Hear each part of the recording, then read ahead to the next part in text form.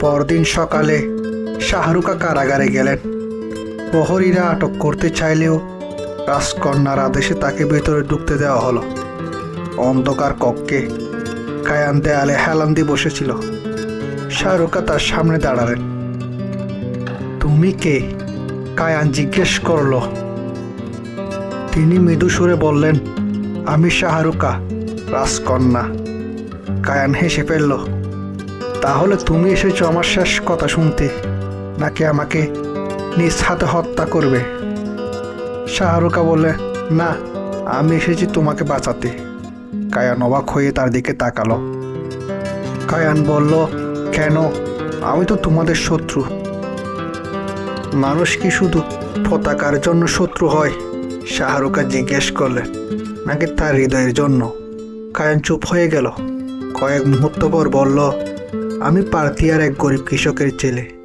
আমার বাবা মারা গেছেন খড়ের চাপে।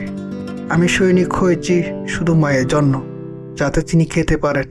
শাহরুখার চোখে জল এসে গেল। তুমি কোনো অপরাধ করনি। তুমি শুধু এক নিরীহ মানুষ, যে নিজের পরিবারের জন্য লড়েছ। সেদিন থেকে শাহরুখা প্রতিদিন কায়ানের কাছে যেতেন, খাবার, পানি, ওষুধ নিয়ে। প্রহরীদের নির্দেশ ছিল, কথা বলা যাবে না।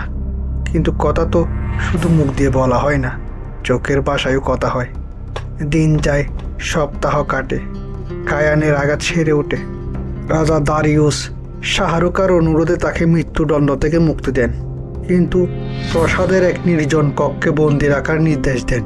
শাহরুখা তাকে সেখানে দেখতে আসতেন। প্রথমে কথা ছিল সংক্ষিপ্ত, কেমন আছো, খেয়েছ, ঘুম হয়েছে।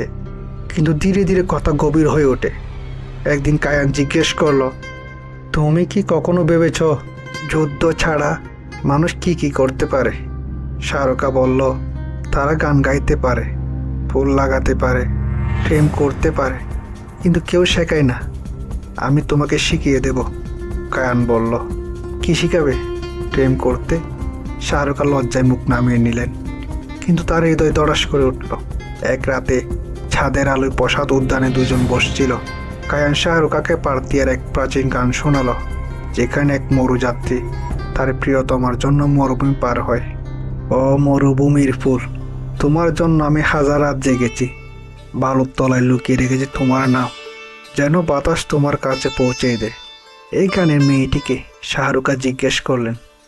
কায়ান বলল, তুমি। আমি? কিন্তু আমি তো পার্থিয়ার নই। হৃদয়ের দেশে কোনো সীমানা মানে না। কায়ান বলল,